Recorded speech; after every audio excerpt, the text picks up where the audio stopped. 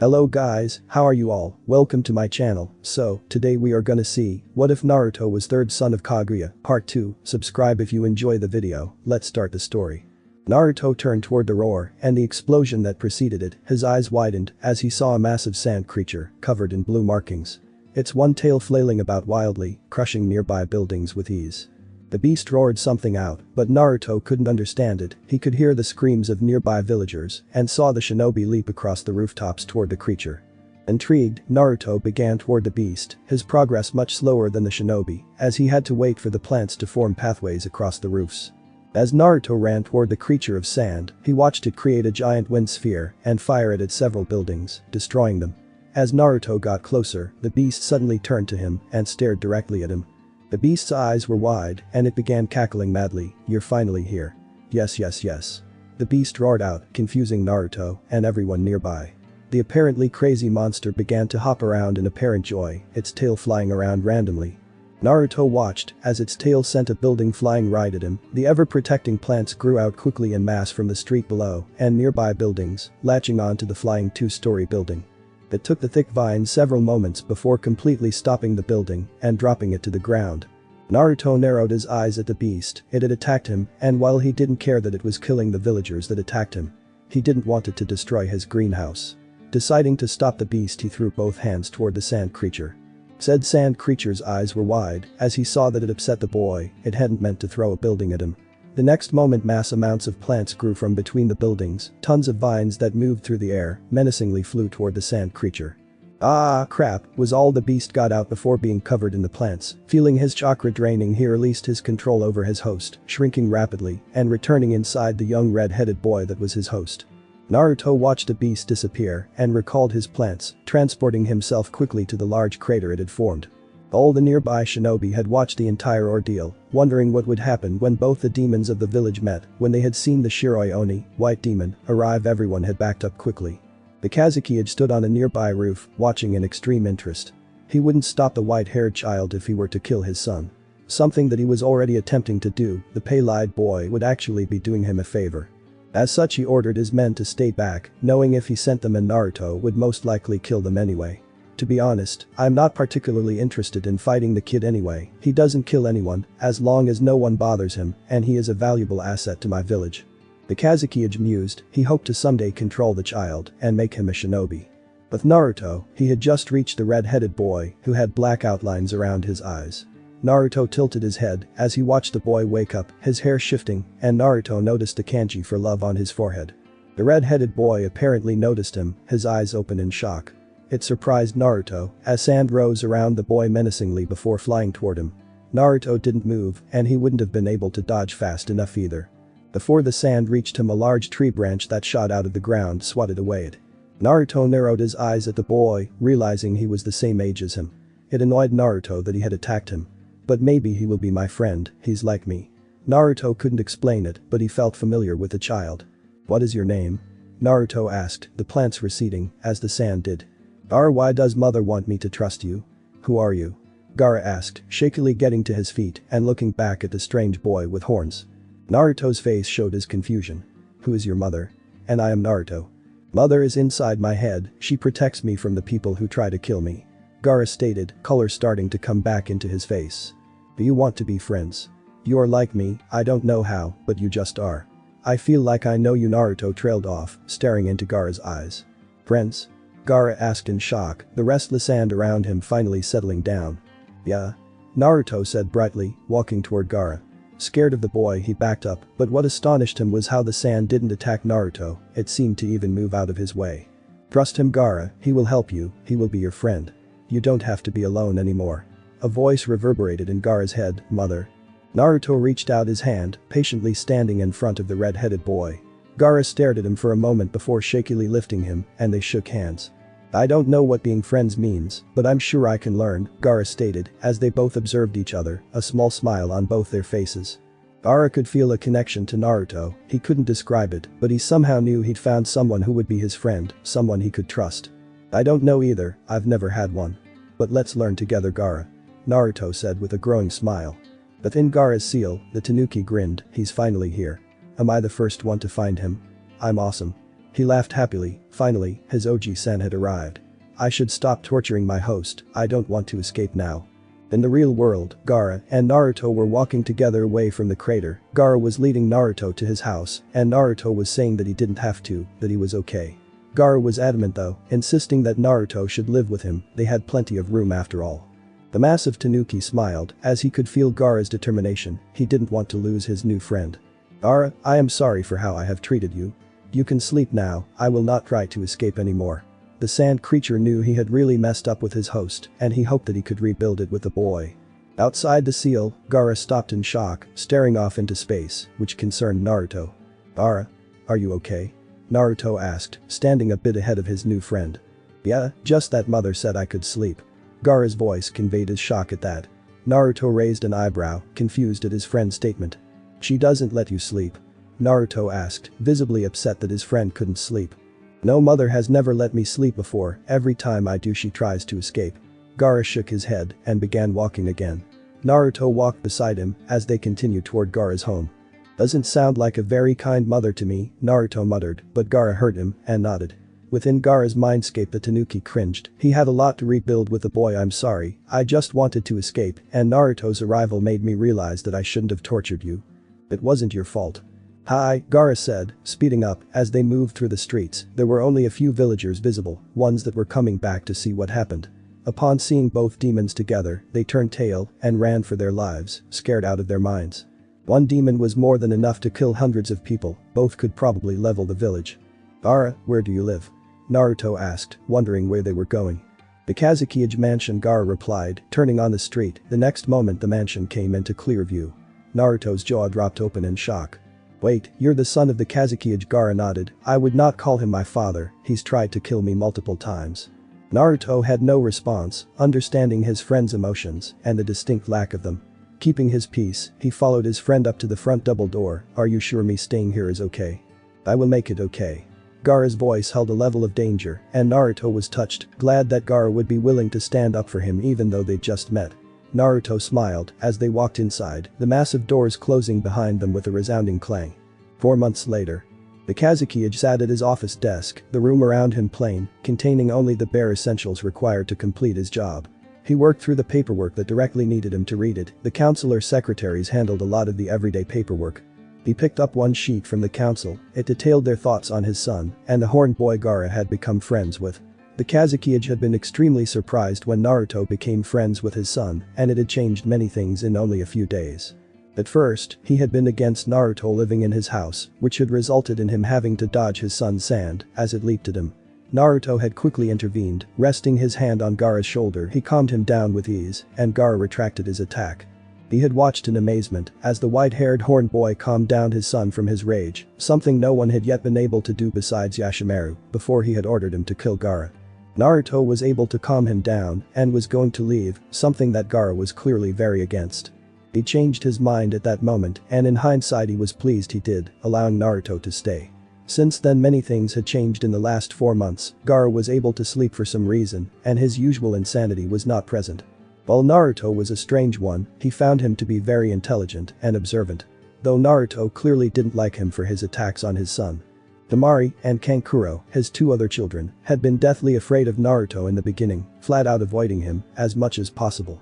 Temari had told him that she was scared of Naruto, but surprisingly Gaara had been the one to encourage them to get to know Naruto. They were all slowly becoming friends, and he was glad that he now had a way to keep Naruto under his control. Naruto's incredible control over the plants reminded him of the first Hokage's Mokuton, but different, and he had a sneaking suspicion of why Naruto's eyes were pupilless. Shaking his head he turned his attention back to the sheet in his hand. The council had suggested that Naruto, once he was old enough, be entered in the academy along with his children. It also expressed their confusion at what exactly Naruto was, but they had mostly agreed that it didn't really matter, as long as they could harness Naruto's power for the village. The Sand Village was after all one of the weakest of the Great Five. But Naruto. Naruto sat cross-legged in the living room of his new home. In front of him was a wooden go board. It was being supported on the side in front of him by plants, while on the other side where Gaara sat it was being propped by sand. Naruto had come up with this game of sorts for them, as it taught them both strategy and control of their abilities. They wouldn't actually touch the pieces on the board and would instead try to use their respective powers to move the pieces on a tiny area without breaking the board. Interesting move, Naruto commented in his usual calm near melodic voice. He manipulated a plant vine to wrap around a piece before moving it to retaliate to his friend's strategy. Naruto himself wasn't entirely sure why he'd come up with such a tedious way for them both to play. He felt this need to get stronger and train, that he was going to need power in the future. I can feel the answers coming, they are getting close. Naruto thought. On the nearby couch sat Gaara's two siblings. Temari was oblivious to the world, buried deep within the scroll on wind that she was reading. Kankuro, on the other hand, was watching them both with deep interest, mainly Naruto. Kankuro had been extremely afraid of Naruto in the beginning, seeing that Naruto's powers were eerily similar to his younger brother's sand defense. But he had come to like Naruto, and they got along pretty well. Kankuro, being older, had begun teaching both of them how to throw shuriken. I have to thank Naruto again for becoming friends with Gaara. Since he did, I have actually been able to have a relationship with my brother.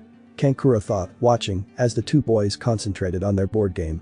Naruto looked very different from how he did when they first met him. He had moderately shaggy white hair, which was somewhat long. His bangs were short and hung to the left side of his face with a chin-length lock which hung from the right side of his face, and his two horns parted his hair somewhat. Naruto's pale eyes had creeped him out in the beginning, but he'd gotten over it. Naruto also had a shen skin which never tanned, no matter how much sun he got. He has the hairstyle of Hamura Ōtsutsuki and Tonari Ōtsutsuki combined, but still the same facial structure as Naruto, minus whisker marks. Naruto's clothes had also changed from the rags that he had worn 4 months ago. Gaara had insisted that Naruto wear proper clothes. Naruto had nothing wrong with that, and both had gone shopping.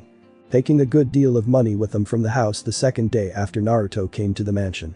Kankuro and Temari had feared Naruto and Gaara back then and were just happy they were out of the house. I'm willing to bet they probably had to threaten someone to give them Naruto's new clothes, Kankuro mused, as people were still terrified of them, now calling them the DMONDEUO, Demon Duo.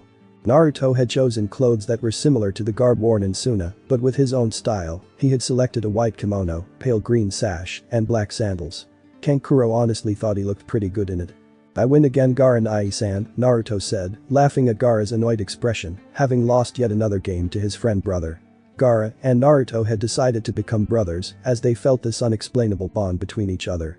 Want to go again? Naruto asked, and before Gaara could answer, Kankuro cut in. You guys want to go out and eat?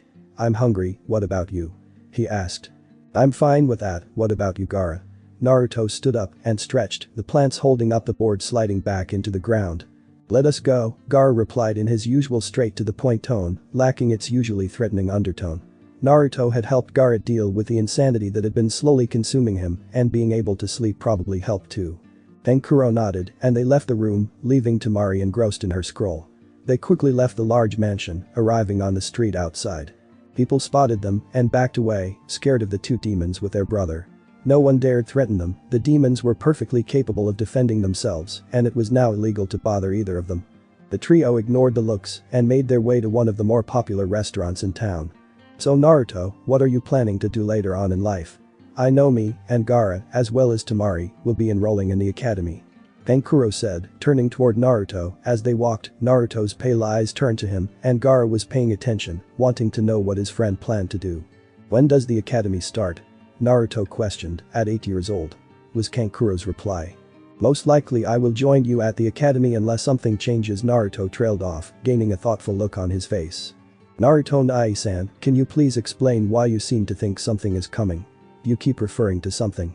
Gaara asked, his curiosity evident in his voice. I don't really understand it myself, Gaara. I have this feeling that the answers to my questions are coming. I don't know how else to explain it. Naruto replied. How is Shukaku today? Naruto asked, looking toward Gaara. Sleeping again, it's almost all the lazy raccoon does. Gaara said, and suddenly winced. Okay, he's awake. Naruto grinned, yelling again. Yeah, Gaara replied, holding a hand to his head. Gaara's relationship to the tanuki within his head had improved dramatically. Shukaku had pulled him into his head a week after meeting Naruto and introduced himself, apologizing for trying to break out all the time and torturing him. Shukaku had explained that he wasn't his mother and had gone on to tell Gaara the true story of his mother and how she loved him. Gaara had gone into a rage, wanting to kill his father for lying to him and genuinely losing any sort of caring he had for his father. Naruto had been the only thing that prevented him from attempting to kill his father, which he was grateful for, not wanting to lose himself to his emotions, as well as possibly dying. He wasn't strong enough to kill his own father after all. Shukaku had told Gaara his name and promised to take care of him. Gaara had surprised Tanuki that day, asking if they could be friends.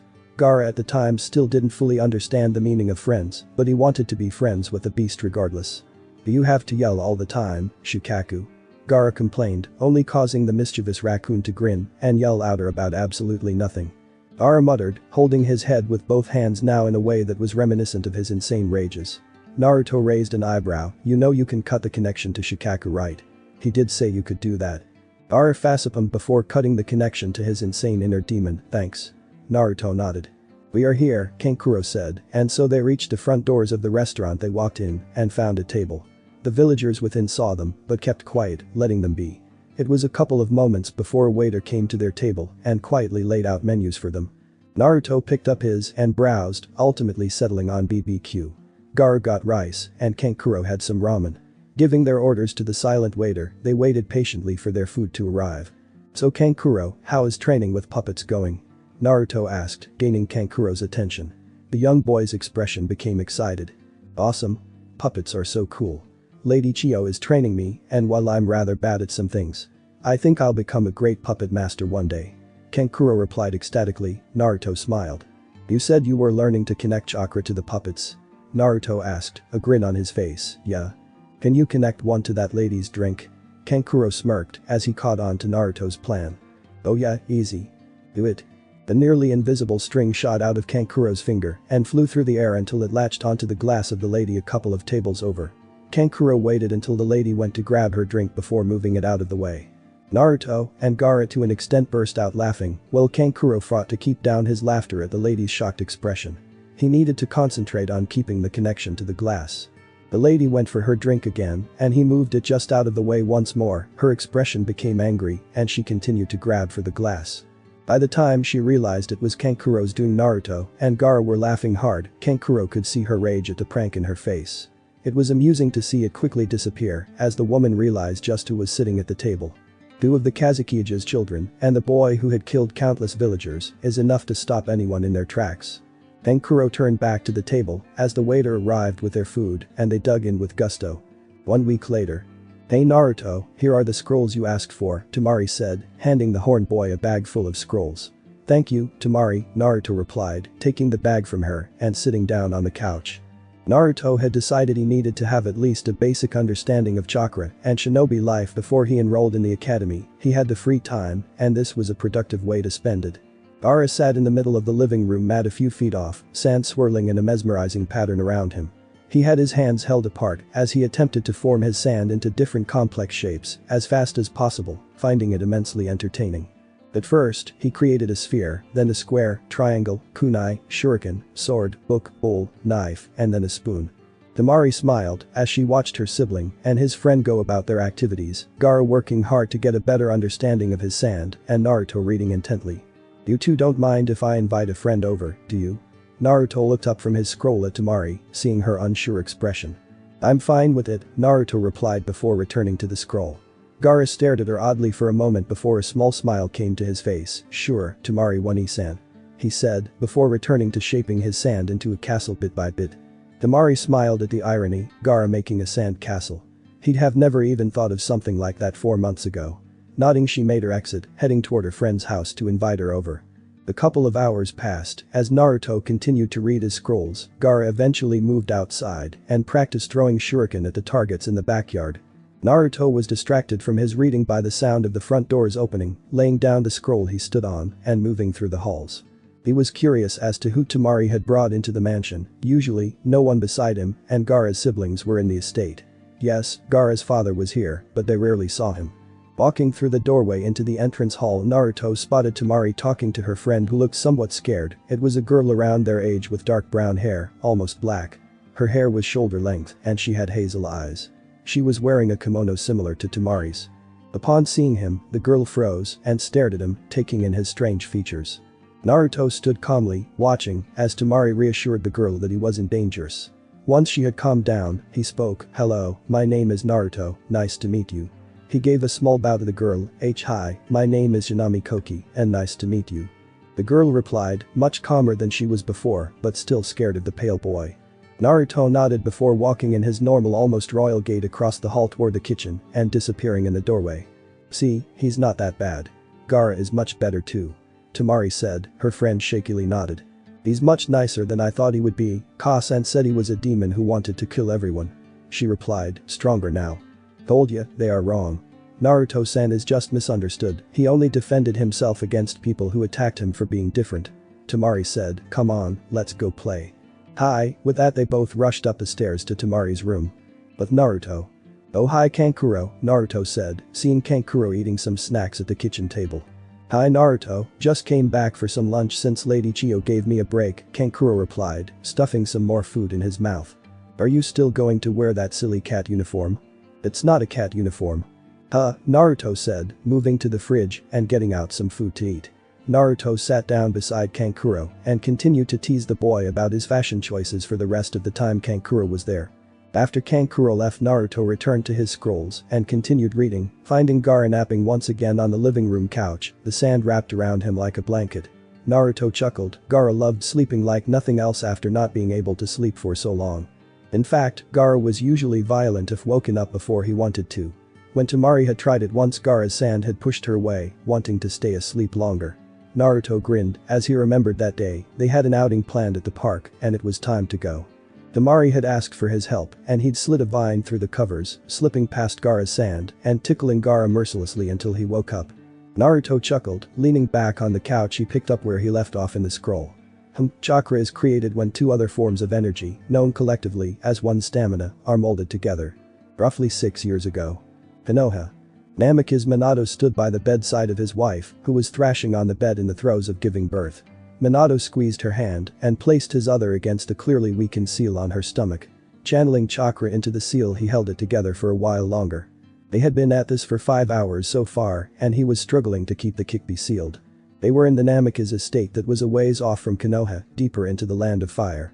It was just him and his wife, Uzumaki Kushina, here in the building, which was a large 3-story compound, looking like a smaller feudal lord's home.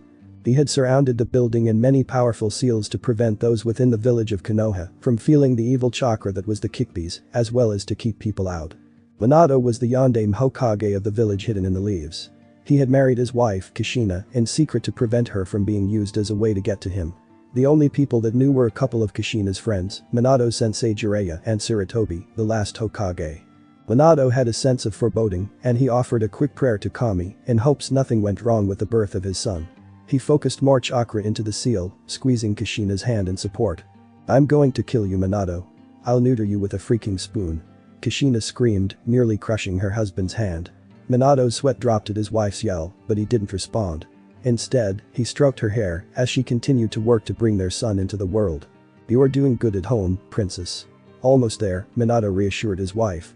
The fiery Riteed screamed as she gave one final push. Minato released his wife's grasp and used both hands to lift up their child. Minato held the frail infant gently as he grabbed a blanket and wrapped the surprisingly silent child in it. As Minato slowly rocked the small boy, he noticed the 6 whisker marks, 3 on each cheek. It must be from Kushina being the Kyuubi Jinchuriki, he mused. Please, give him here, Kushina rasped. Exhausted as she was, she still wanted to hold her child. Minato paused his thoughts and carefully handed their baby to his wife. He noticed that the infant had yet to open his eyes, which concerned him. His name will be Nakata, like we decided, Kushina said, much more firmly now that she cradled her child in her arms. The newly named Nakata cooed and snuggled closer to her, causing her to hold him tighter. Kushina and Minato took this time to observe their newborn child and smiled at their baby boy. He had the 6 whisker marks, beautiful tanned skin, and crimson spiked hair, the color of his mother's hair and the style of his father's.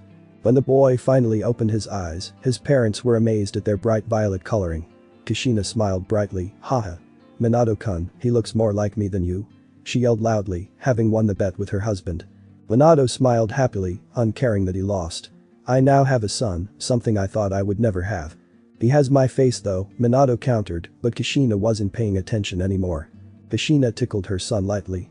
I am so happy to have my son in my arms, Kushina rejoiced. Pulling her son closer, she rubbed noses with her child, eliciting a soft giggle from the small boy.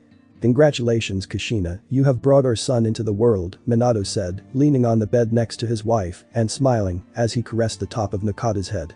Minato turned and looked at Kushina, who could only be described as a radiated beauty with long smooth crimson red hair going all the way to her waist and violet eyes. She smiled at Minato as she slowly rocked their son back and forth. "Hello, Sachi," Kushina said to Nakata as she stared into his intelligent violet eyes. Minato turned to his son, pride clear on his face. "Welcome to our family, Nakata." "Rest Kushina Haim, I'll go wash Nakata and check to make sure that he's okay," Minato said. He reached for the newborn to go give him his first bath. As he carried his son toward the door, Kushina smiled as she watched him go and then laid back exhausted against the bed. The fiery Redeed stared up at the ceiling, a peaceful, delighted smile on her face. Things had been rough up to this point in her life, but she finally had the family she had always wanted. Her precious Nakata was here in the world and she would take care of him.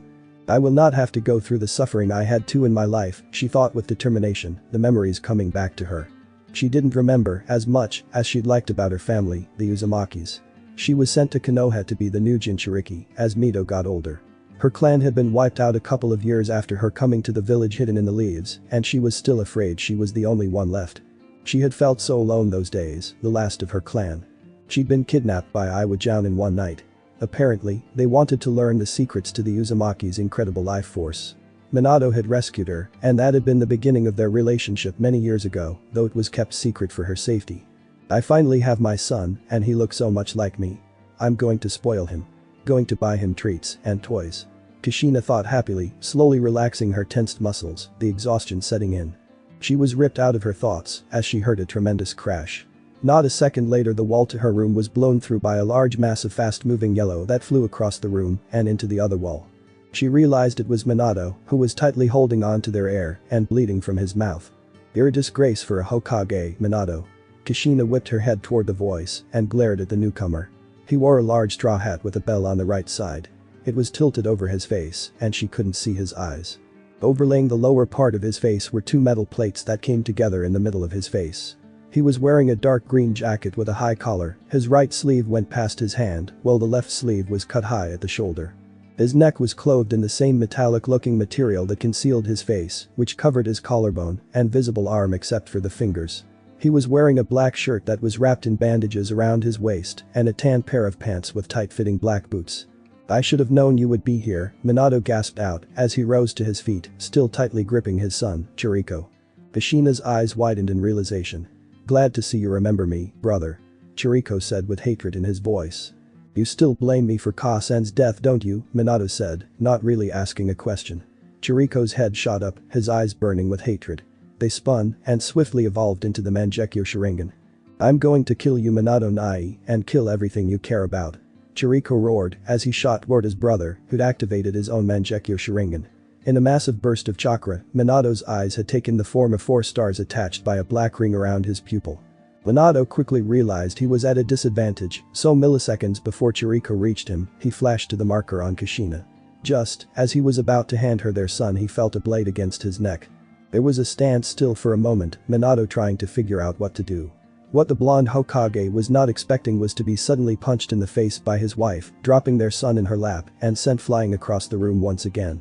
"Oh, is this your brat, Minato?" Chiriko asked rhetorically as he grabbed up the silent child. Minato's head shot up, ignoring the pain and ringing as Chiriko held his child roughly. He noticed that Kushina had a faraway look in her eyes and didn't seem to be processing anything around her. "Amity put her under a Sharingan Genjutsu, that's why she punched me. I need to get Nakata out of here." Minato thought desperately, but before he could do anything, his brother gained an evil look on his face. In a very swift movement, Chiriko re-summoned his katana and sliced off Nakata's arm, who lost a horrible heart-wrenching scream as he was roughly dropped back on the bed, blood spewing out of his shoulder and onto the bed and Kushina's legs. "How does it feel, Nai-san?" Chiriko yelled. The look of both hatred for his brother and sweet revenge was in his eyes. Minato flashed to Kushina again, grabbed Nakata and flashed away again. Minato's hideout. Minato appeared elsewhere in another bright flash of yellow light. He was greatly distressed but made sure to keep a clear head, he had to for his family. Acting fast, he ripped off the sleeve of his Hokage robe and quickly tied it around what remained of Nakata's arm in an attempt to lessen the bleeding. "I have to stop my brother, but I need to take care of Nakata first. Even if he kills Kushina, it's what she would want me to do," Minato thought grimly as he ran toward the supplies in his hideout. Nakata's screams tortured him, the sight of seeing his son in such pain was horrendous, and he was continually fighting to keep his emotions under control. Minato grabbed medical supplies from a nearby cabinet, quickly opened a bandage, and wrapped it around Nakata's arm. He then forced a blood pill down Nakata's throat to help with the blood loss. Using what basic healing he knew, he tried to lessen the bleeding. But Kushina. Jericho turned to Kushina, releasing her from his genjutsu. He wanted to see the pain and suffering in her eyes, to savor it. She gasped as reality set back in. Realizing she had been put under by the man in front of her, she attempted to form a chain. It flew toward the man, but he merely sidestepped it. "Nice try," he said smugly. Grabbing her face, he stared into her violet anger-filled eyes. The next moment they were both inside her mindscape. "Quite impressive that you were suppressing the Kyuubi and giving birth at the same time," Jericho said with respect as he watched a mental avatar of Kushina on the ground sweating as hundreds of chains from her back kept the Kyuubi pinned to the large platform he was on. "But, I need the fox," he said.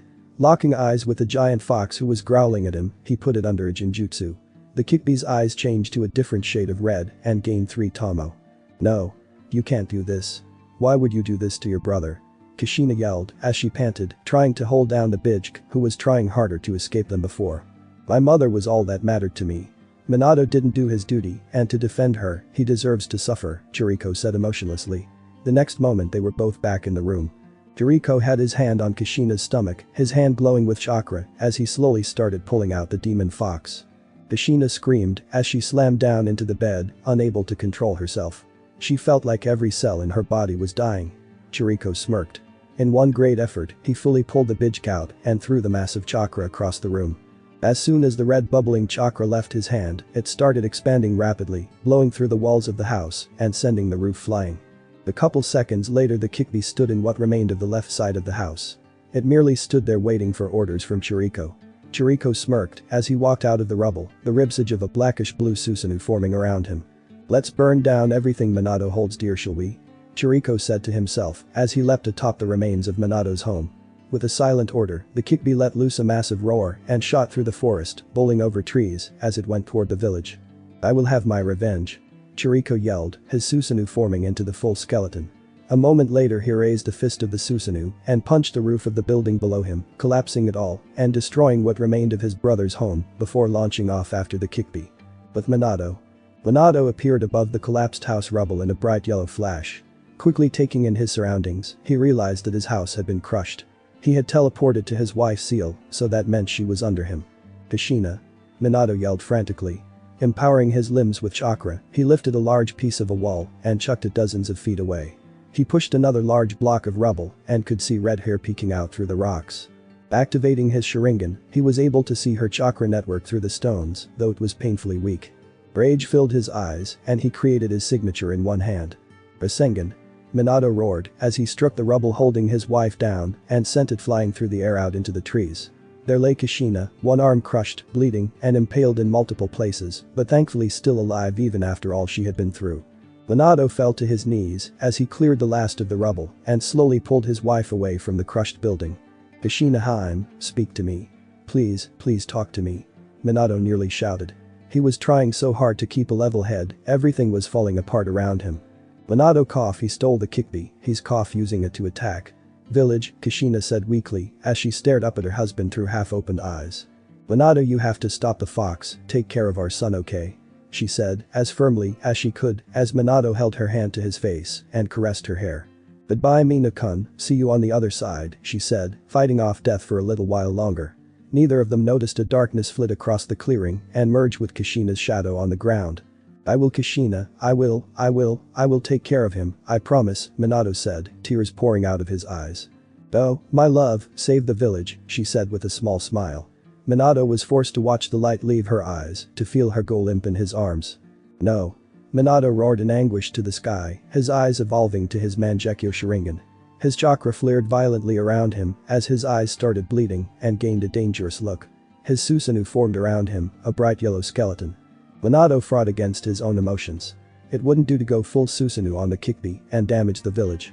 At the moment though, he was having a hard time caring about whether or not the world knew he had a Sharingan. He dispelled the Susanoo and picked up his dead wife. In a bright flash of yellow light, he disappeared and reappeared in his hideout. Nakata lay in a corner on a bed, still crying from the pain of missing an arm. Minato grimaced and laid his wife down on the bed next to his boy. As he checked the bandages, he missed noticing the shadow leaving Kushina's body and merging with Nakata's. Minato carefully took off the bandages and was relieved to see that the bleeding had somewhat stopped. Apparently, Nakata had inherited his mother's accelerated healing rate. Minato grimaced as he realized what he would have to do. The Kyuubi would have to be sealed, which could only be done after he beat his brother. He'd have to seal him inside Nakata with a Reaper Death Seal. "I'm so sorry Nakata, I don't know what to do. I have to seal the Kyuubi and I won't be here for you after my death." The ground rumbled as another building in the village was destroyed by the Kyuubi. Minato winced.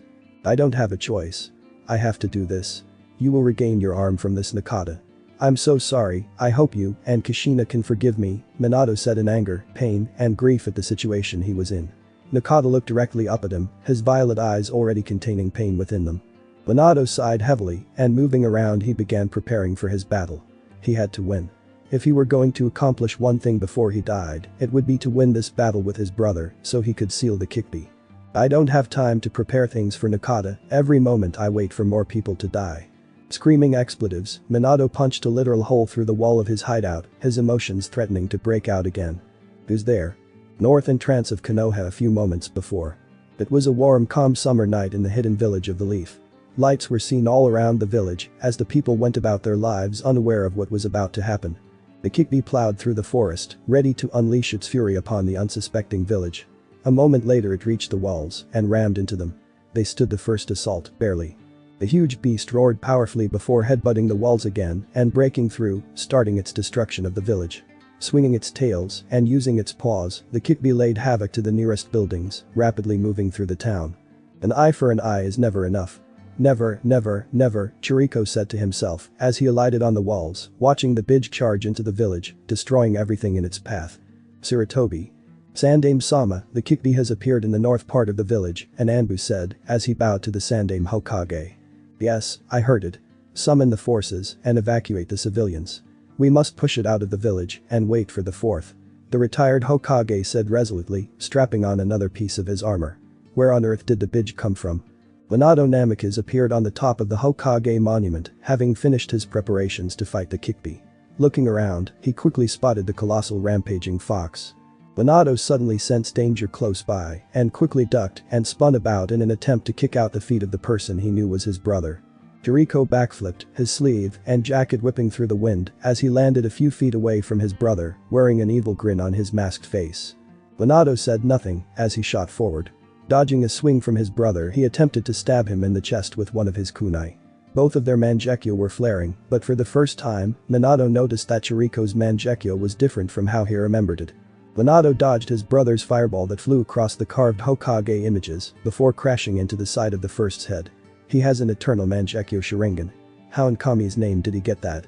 Minato wondered. Apparently, his shock showed on his face. "Notice my eyes, have you Nai-san?" Chiriko asked mockingly. Raising his straw hat, his distinctly different eyes flared and rotated at high speeds before slowing to a stop. Three Tomo attached to each other in a circle, each having a black line connecting it to the edge of his eyes. "Like them? I have gained the eternal light, something you will never have." Chiriko roared in triumph as he shot forward with his sword. It glowed and hummed with chakra as he attempted to slice his brother down the middle. Minato flashed away to one of his kunai on top of the third's head. He narrowed his eyes on his brother as the memories of how one got the EMS came back to him. "You stole your son's eyes, didn't you?" Minato said flatly. It was the only logical explanation. "Yes. And it was surprisingly easy," Chiriko yelled as he went through the hand signs for a Kaiten. "Kunkamisitsu. Fire release. Great fire destruction." Minato's eyes widened as Chiriko released a massive stream of white-hot flames. There was only one thing to counter it, and by the time Minato decided on it, his body was already doing it. "Kaiten. Kunkamisitsu." He roared out as his flames clashed against Chiriko in a brilliant display of carnage and anarchy. They pushed against each other for a few moments before Minato disappeared in a flash of light. Chiriko's eyes widened a second before he felt a kunai pierce his chest, just barely missing his heart. "He marked me with his seal." When? Chiriko thought as he coughed up blood, his mask sliding back to the sides of his face. Looking up, he saw Minato standing a few feet away. But what shocked him most was what his brother was holding. "You shouldn't have that. That should be mine," Chiriko roared. Minato was holding a large gunbai. It had been something Chiriko had tried to locate after killing their father, but he'd never been able to find it. Now he knew why. Minato simply grimaced. Futen. Gunbaker, Toyubu. Futen. Gun by Great Wave. Minato yelled as he swung the gun by at his brother with all his strength. From the gun by came a great wave of slicing air that flew toward Chiriko. Chiriko's eyes widened and his Susanoo began to form around him quickly. He only got as far as the ribsage before the blast hit and sent him flying out across the village. An instant later, in a flash of light, Minato appeared flying through the air alongside him. Chiriko's eyes darted to his brother, but before he could react they both disappeared in another flash of brilliant yellow light. Just then an apartment complex was sent flying through the air by one of the tails of the Kyuubi. Miles from Konoha near the ocean. Minato and Chiriko tumbled to the ground near a three-pronged kunai buried to the hilt in a tree. They had both landed near the ocean on the coast of the Land of Fire. "Die Minato!" Chiriko roared, the black flames of Amaterasu covering the ground as he got to his feet and his eyesight darted toward his brother. Minato's Sharingan saw the attack coming and his Susanoo formed around him. The rib cage of his yellow Susanoo took the brunt of the flames. Minato's eyes burned and began to bleed, but he ignored it. Jumping behind the trees and out of his brother's eyesight, he released the Susanoo and dropped the flames to the ground where they continued to burn. Minato burst through the trees and attempted to nail his brother with his personally invented Rasengan. Chiriko saw the attack coming and backflipped out of danger, ignoring the pain coming from his chest. Chiriko hit the ground and stumbled as he almost collapsed from having one of his main arteries cut. Blood was pouring down his shirt. "No. No, I'm so close." Chiriko raged. His chakra flared as his purplish-black Susanoo formed around him, quickly evolving. See the true power of the eternal light. Contra plus to Bodhisattva complete body Susanoo. Chiriko roared out as his Susanoo grew to a massive height. It resembled a Tengu with outer armor. On its left side it had a long katana in a sheath that his right Susanoo hand was gripping the handle of. "I will not lose to you, brother." Minato roared, his eyes flaring and bleeding profusely. While spinning violently, his yellow ribcage formed and quickly grew to a slightly shorter height than his brother's, glowing an ethereal golden color. Minato's Susanoo looked similar to his brother's, but his weapon was a large chain whip. With a roar Chiriko drew his massive fiery purple katana. Slashing it through the air he sent a crescent curve of purple chakra at his brother. Minato brought his massive hands up at the level of the slash, Chiriko smirking and thinking that Minato had no way to deal with this attack.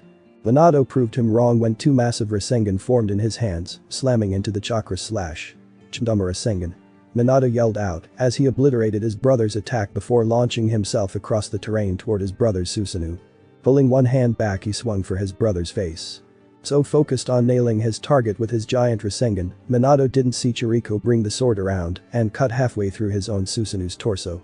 His eyes pulsed in pain and it felt like every cell in his body was screaming. "This pain of using the Susanoo is getting worse, like father said it would." Minato grimaced. Bringing around his other Susanoo hand, he hit the other side of his brother's Susanoo face. Then both of their Susanoos dispelled from the strain and damage they had sustained. Minato fell to the ground and hit it hard. Chiriko flew through the air from the after effects of Minato's Rasengan. A few moments later Minato pulled himself to his feet, moving toward where his brother had crashed. Must have run off. Not like him, Minato mused at not finding him there. He then popped his dislocated shoulder back in with a sickening crack and winced at the pain before taking a deep breath and disappearing in a flash. Moments before. With a sigh, Hiruzen ran forward and jumped out of his home office window and onto a nearby roof, looking around to get a better view of the village. He didn't even need to see the Kyuubi before he began heading toward its direction. The sheer evil presence of its chakra was so powerful that any ninja would be able to find the source with their eyes closed. As soon as he approached the great beast, the Kyuubi actually turned its head toward him, as if sensing his presence. What was even worse, my god, could it be? Kyuubi's eyes held the Sharingan. How was that even possible? Kuchiyus no Jutsu. Come forth, great monkey king Enma. Not taking any risks, Hiruzen bit his thumb and summoned forth his greatest ally and weapon, Enma. Appearing through a small cloud of smoke, Enma's eyes widened when he saw the great demon ravaging the village in front of them. "Good lord, it's the Nine Tails," he exclaimed, turning back to look at Hiruzen. "What is going on, Sarutobi?" "The Kyuubi have appeared within the village and it looks like the beast somehow has a Kekkei Genkai," Hiruzen quickly explained, pointing back to the giant fox. "Look. The Kyuubi has the Sharingan." Sure enough, with a closer look, Enma was able to spot the three Tomo eyes of the beast. "I think the Kyuubi might be being controlled by Sarutobi. Bige cannot have Kekkei Genkai," Enma said, as he winced from the crash of a flying building hitting the ground. "Let's not waste any time, Enma." Hiruzen shouted out to his companion, completely not hearing what his partner said over the crash of another building. Transform and help me push the fox out of the village. Right. Here I go, Sarutobi. In another blast of smoke, Enma transformed into the famed black diamond staff and flew towards Hiruzen, who caught it out of the air and spun it around to face the 9 tails. Here we go. He shouted while pushing his chakra into the staff. Instantly, the staff expanded outwards at an incredible rate, shooting forth hundreds of yards in a second, all while growing as it went. By the time it reached the Kyuubi, the end of the staff was bigger than a house.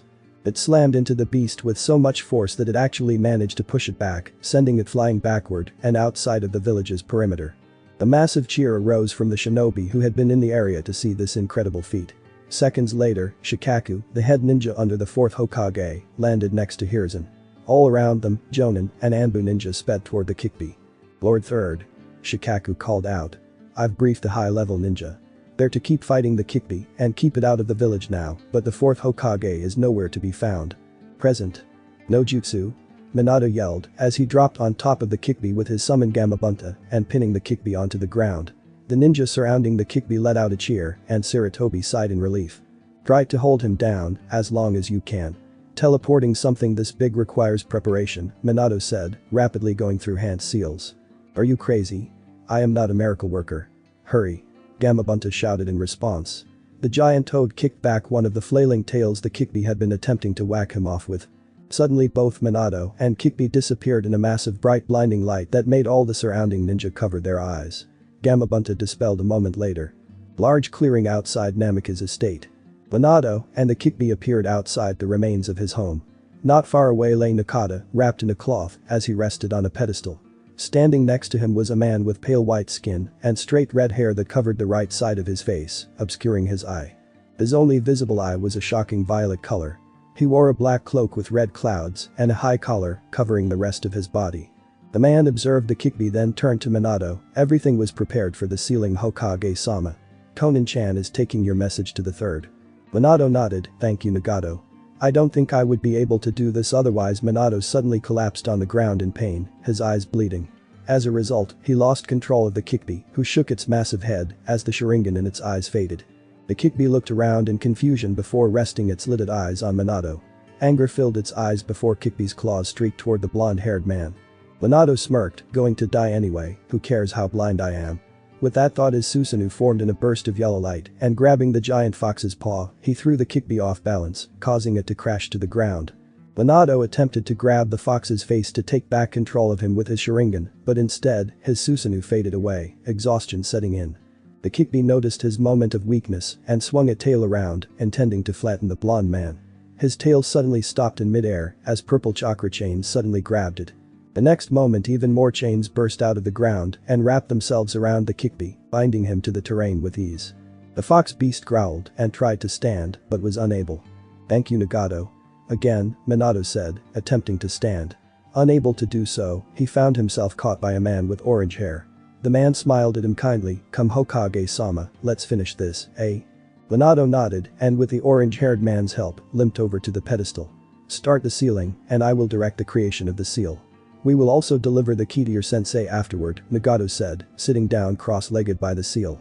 Genjutsu. Shikifujin. Sealing Jutsu. Reaper Death Seal. Minato strained out, having finished the seals, and dropping down next to the pedestal. A spectral image of the Shinigami appeared behind him, and he directed the arm of the death god to pull the restrained but struggling Kyuubi into Nakata. Pain coursed through his body, and he almost fell over, but was supported by the orange-haired man. Nagato's hands glowed blue as he held them over Nakata, his one visible eye staring at the slowly forming seal on Nakata's stomach. As Minato strained against the pain, he suddenly felt a warmth from his back. Looking behind him, he saw the man who had introduced himself as Yuhiko holding a glowing green palm to his back. Nodding in thanks, Minato returned to his task of pulling the Kyuubi into his son. Flashback. Who's there? Minato yelled. Turning around with a Rasengan formed in his hands, he glared at the 3 shadowy figures in the darkness of his hideout. We mean you no harm, Yondaime, one said, sounding distinctly feminine. The middle one stepped out of the darkness, his features becoming visible. He had red hair and one visible purple eye, the other covered by his hair. The other 2 stepped out, and Minato noticed they all wore the same cloak, black with red clouds and high collars. Who are you, and what do you want? Minato moved slowly between them and his wife's body and son. "My name is Nagato, I am one of your father's students." Minato's eyes widened majorly, staring at Nagato in shock. "After your father took you to Konoha, he traveled to the nations. He eventually ran into my friends and me when we were weak, suffering orphans from the war in the land of rain." At this, the man with spiky orange hair spoke up, "Your father found us, trained us, and took care of us. He helped us to bring peace to our land, and with your father's help, we were able to defeat the tyrant Omegakure's ruler, Hanzo of the Salamanders." The purple-haired woman with a paper flower in her hair spoke up next. "But your father was getting older and no longer in his prime. The battle with Hanzo, even with our help, took much out of him. That is when your brother struck. He attacked your father out of the dark and stole his eyes before killing him. We were entirely unable to stop him." She trailed off, the sadness and regret clear in her voice. All three of their faces showed their pain at losing their sensei. "But, Madara told us about you and how you had become strong in Konoha. We kept tabs on you over the years, as I eventually became the leader of Omegakure. In fact, we were on our way here to introduce ourselves to you when we sensed the Kyuubi. Your father gave us a way to track you, and thus we found your hideout here." Nagato explained, his one visible eye looking past Minato at his bandaged son. "We wish to help you seal the Bijk. I am extremely proficient in the sealing arts and can be of help. Konan here is very talented in a range of paper styles, and Yuhiko is talented mostly in water style," Nagato said, returning his gaze to the visibly relaxed Minato. "You're an Uzumaki, aren't you, Nagato?" Minato asked, surprising the red-headed man. He nodded. "But I didn't know about my heritage until recently." Minato smiled. "Which means you are related to my son, my wife." Minato suddenly trailed off, but Konan understood and changed the subject. "Okage-sama, do you have a way to seal the Bijk? Presumably into your son." Minato nodded in response, "I plan to use the Reaper Death Seal." Nagato nodded in understanding. "If you wish, we can deliver a message to the third so that he understands what happened." "Yes, I believe that would be best," Minato said, quickly pulling out paper and writing a letter to the third, who most likely would take back up the hat after his death. "Go to my mansion with Nakata and prepare for the sealing. After I defeat my brother, I will teleport Kyuubi there. Thank you for your help." Minato still had some misgivings about the trio, but he felt that he could trust them. "Understood, Konan will deliver the letter," Nagato said. Taking Nakata from Minato, they quickly made their exit, heading toward the Hokage's mansion. "Here we go. Forgive me, Kashina-hime," Minato sighed before disappearing in a bright flash of light. Then flashback. "Minato, what do you want us to do with Nakata?" Nagato started, pulling Minato out of his thoughts and back to the task at hand. "I hope that the village will see him as a hero. I explained it to Sarutobi in my letter. All I ask is that you take him to Sarutobi. He will know what to do and take care of Nakata." Minato groaned in pain and Yuhiko poured more chakra into Minato. "Understood, we will come and check on Naruto after a few years. I will look after my Oiko-san after all." Nagato chuckled, watching as Nakata's arm began to regenerate from the Kyuubi's chakra. It was the first thing he had directed it to do upon entering the boy's system. Nagato was glad that they had put the small child to sleep so that he could not feel the pain of having the strongest Bijk forced into his body. "Thank you, I have to go now," Minato said, calmly settling over him as he felt the Shinigami reach for him from behind him. "You did the best you could, Hokage-sama.